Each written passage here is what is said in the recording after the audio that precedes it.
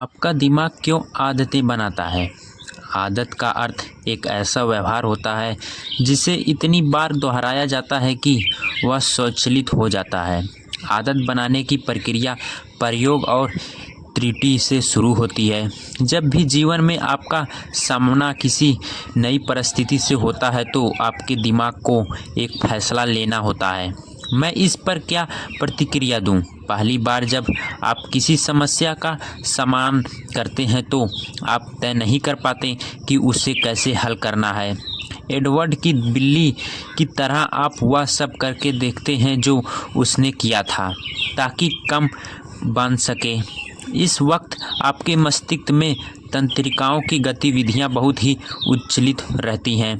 आप बहुत ही सावधानी से स्थिति का विश्लेषण कर रहे होते हैं और किस तरह से काम करना है सजा होकर इसका निर्णय ले रहे हैं। आप अर्थात नई जानकारी ग्रहण करते हैं और इन सबका कोई अर्थ निकालने की खुशी में लगे रहते हैं। मस्तिष्क व्यस्त रहकर सबसे प्रभावी कार्रवाई के बारे में सीखना होता है। जैसे बिल्ली लीवर दबा रही थी वैसे ही आप भी कोई बार अचानक किसी हाल पर पहुंच जाते हैं। आप बेचैन अनुभव कर रहे हैं और आपको पता चलता है कि दौड़ने से शांति मिल सकती है। दिन भर का काम करके आप थक जाते हैं और आपको पता चलता है कि वीडियो गेम खेलकर आपको शांति मिली है। आप खोजते जाते हैं और फिर उसको अचानक कोई बड़ा पुरस्कार मिलता है। अप्रत्याशित पुरस्कार मिलने के बाद आप अगली बार के लिए अपनी रणनीति बदल लेते हैं। आपका दिमाग तत्काल उन घटनाओं की सूची बन जाता है जो पुरस्कार से पहले घटी थी। 1 मिनट रुकिए, यहाँ अच्छा अनुभव हुआ था, मैंने ठीक उसके पहले क्या किया था। सभी मानवीय व्यवहारों के पीछे यही फीडबैक लूप होता है। प्रयास करना, विफल होना सीखना और अलग अलग तरह से कोशिश करना। अभ्यास से व्यर्थ की गतिविधियां निकल जाती हैं और सार्थक प्रयास जोरदार तरह से काम करने लगते हैं।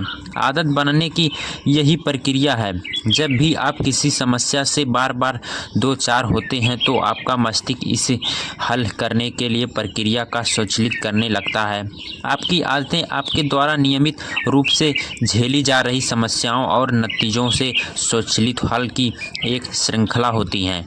व्यवहार वैज्ञानिक जेसन रेहर लिखते हैं, हमारे माहौल के बार बार सामने आ रही समस्याओं के विश्लेषणीय हल जाते हैं। जैसे ही आदतें बन जाती हैं मस्तिष्क में गतिविधियां घट जाती हैं। आप उन संकेतों से आत्मशांत कर देते हैं जो सफलता की भविष्यवाणी करते हैं और शेष अन्य बातों को अनदेखी कर देते हैं। जब भविष्य में उस तरह की समस्या उत्पन्न होती है तो आपकी सटीक रूप से पता होता है कि क्या करना है। किसी स्थिति के हर पक्ष का विश्लेषण करने की आवश्यकता नहीं रह जाती। आपका मस्तिष्क प्रयोग और त्रुटि की प्रक्रिया को छोड़ देता है और मानसिक नियम को रचता है। यदि यह तो फिर हल हुआ है। जब भी समस्या उपयुक्त हो तब इस संज्ञानात्मक कथनात्मक का पालन स्वचालित रूप से किया जा सकता है। आप जब भी तनाव अनुभव करेंगे वैसे ही आप में दौड़ने की इच्छा होगी। जैसे ही आप काम से लौटेंगे आप हाथ में वीडियो गेम कैलकुलेटर उठा लेंगे। एक विकल्प जिसके लिए कभी कोशिश करनी पड़ती थी अब वह स्वचालित हो गया।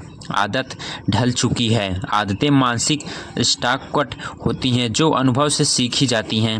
एक अर्थ में एक आदत उन कदमों की संपत्ति है जो पहले किसी समस्या को हल करने के लिए अपने अपमान। जब भी स्थिति सही रहती है तो आप स्मृति को देखते हैं रूप से समस्या पर लागू करने उस हल कर लेते हैं। मस्तिष्क भूतकाल को इसीलिए कर सकता है कि ताकि उसका बेहतर ढंग से पता रहे कि भविष्य में क्या काम आएगा। यही इसका प्राथमिक कारण है।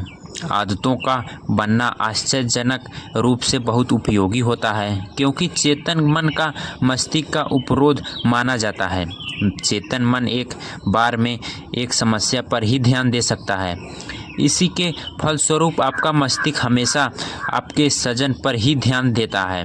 ताकि जब से ज़रूरी कार्य में से उस लगा सके। जब भी संभव होता है चेतन मन में अचानक मन को कार्य सौंप देना पसंद होता है, जिसके वह इसे स्वाभाविक रूप से कर सकते हैं। आदत इस तरह होती है कि जब अब बाद में सटीक रूप से यही होता है। आदतों के कारण संज्ञानात्मक बार काम होता है और मानसिक क्षमता मुक्त हो जाती है, ताकि उन कार्यों पर आप अपना ध्यान केंद्रित कर सकें।